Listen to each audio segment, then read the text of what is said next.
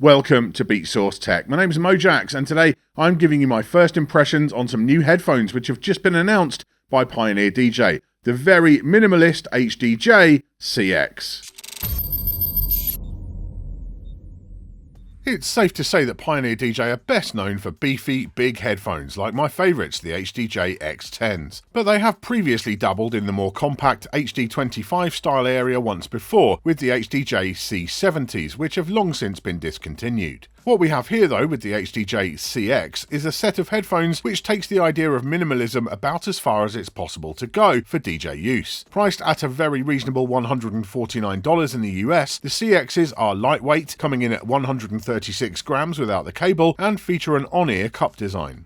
Keep in mind that this is a first impressions video, not a review. I've only had them about a week and won't get a chance to perform live with them until after this video is released. But having worn them at home and in the studio a lot during that week, I can give you my initial thoughts. The first thing you'll probably notice about the HDJ-CXs is just how small and compact they are. The area which is most notable for this is the headband, which is less than a centimetre wide, like one half of the double headband on the HD25s. And overall the CXs are just kind of small in every respect. Here they are next to a number of other DJ headphones to give you some context. This also demonstrates how they're quite short. Even with the cups slid fully down the arms, they don't go as far as most alternative models. On my fairly large head, I need to use all of that extension to get the cups to sit comfortably on my ears, which is never the case with other headphones. Which brings me on to comfort in general. In their PR, Pioneer DJ talk about how the CXs are designed with careful consideration for weight distribution of the headband and ear cups, which are adjusted for optimal balance. And I can definitely see how that would apply when they fit well, especially when you consider the lightweight too. But again though, with my fairly large head, I found them to feel quite tight on my ears after extended listening. Perhaps this pressure will ease up over time as the headband breaks in more. Overall though, my takeaway is just that if you have a larger head, these probably won't be the best choice for you. They're just quite small headphones in every way. Where the CXs definitely do succeed on the comfort front is with the ear pads and headband cushion, which are made of nylon and have a very soft and pliant feel. I'm also very impressed that Pioneer DJ include a spare set of ear pads in the box too, which is quite a rare thing.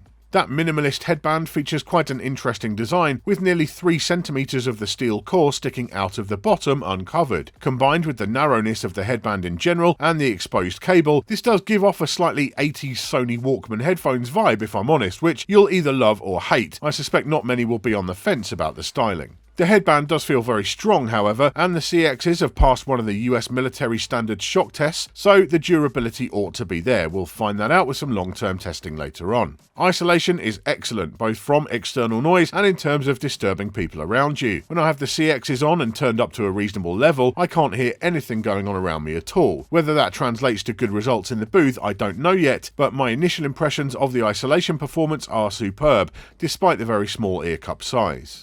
Adjustment is quite similar to HD25s. The cups slide up and down the stalks in the same way, and that setup brings with it a degree or two of side-to-side tilt, which aids with comfort. Both cups can be rotated a little over 90 degrees backwards or forwards, depending on your preference, and that adjustment can be tightened or loosened in the field with just a coin or something. The CXs don't fold up or anything like that, but as they're so compact, I don't foresee that being an issue for anyone. Coming back to the cable at the base of the headband, that does concern me a little in that it is very exposed and doesn't appear to be easily user replaceable. Other headphones like V-Moders feature a similar design and they seem to last, but it's still something I might worry about, especially as these will so often be compared with headphones like the HD25s and TMA2s, which can be completely rebuilt with replacement parts by the end user. The main cable is replaceable however, and I was very happy to find 2 options supplied with the CXs. A 1.6 meter straight cable, which is my preference, and a 1.2 meter coiled cable, extendable to 3 meters. Both have a 2.5mm locking jack at the headphone end, a 3.5mm right angle jack at the other, and Pioneer DJ also include a 6.35mm adapter with a neat little holder for that which clips onto the cable. I'm very happy with everything in the cable department. We move on to the sound, which is of course crucial, and and there the CXs forged their own path a little too. The 35mm driver units feature a composite film diaphragm with a triple layer design with polyurethane resin sandwiched between 2 layers of polyether ether ketone resin. There are also bass reflex chambers in the housings to improve low frequency response. What does all that mean? Well, Pioneer DJ promise a tight, precise sound with a frequency response of 5Hz to 30 kHz and low distortion even at very high volumes. And in my testing so far, that is what they deliver. Clarity in the mids is absolutely there, and there is tons of bass, but that low end doesn't sound woolly or loose, whatever genres you listen to. What I will note is that if you A/B them with HD25s, and I'm still thinking HD25 owners are the main target audience for the CXs, then the HD25s definitely do stand out as having a more open and crispy top end. I suspect the reason for this may well be that the CXs actually have more bass than the HD25s, and so the overall balance is perceived differently. And I'm certainly not saying that the CXs lack treble detail, they don't, but if you approach these expecting a very similar sound to the HD25s, that isn't quite what you'll get. These definitely have more of a focus on that low-end performance. So there you go, my first impressions of the HDJ-CX headphones from Pioneer DJ.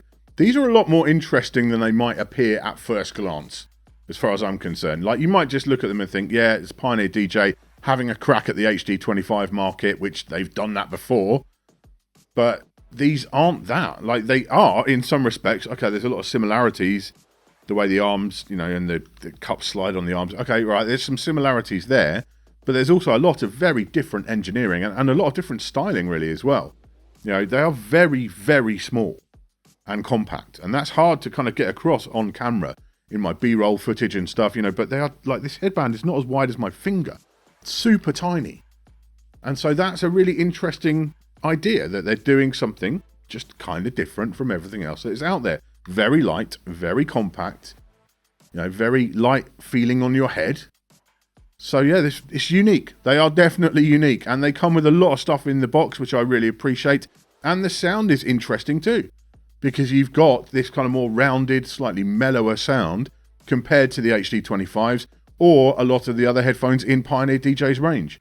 So yeah, I think it's a far more interesting product than its kind of unassuming minimalist design might lead you to think it is.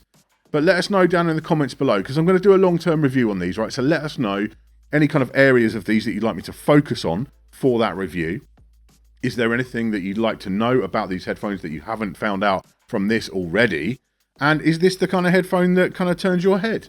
Are you a big headphone kind of DJ like I generally am? Or are you an HD25 diehard? I know there are lots of you out there. So yeah, jump in those comments and let us know. While you're there, if you've enjoyed the video, please do give it a thumbs up and make sure you subscribe so you don't miss any future episodes. I'll see you next time.